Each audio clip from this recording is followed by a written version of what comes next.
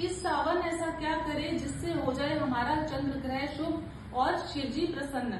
जब शिव जी खुश होंगे तो चंद्र ग्रह भी हमारा पॉजिटिव होने लगेगा। जब चंद्रमा पॉजिटिव होगा तो होगी हमारी लाइफ में धन की वर्षा, हैप्पीनेस आएगी, खुशियां आएंगी, मदर की लाइफ जो है हेल्थ प्रॉब्लम दूर हो जाएगी और आपके घर में कहीं से भी पैसा आने के नए नए रास्ते खुलेंगे। तो आपको चंद्रमा को पॉजिटिव करने के लिए, पैसों की वर्षा करने के लिए उपाय क्या करना है?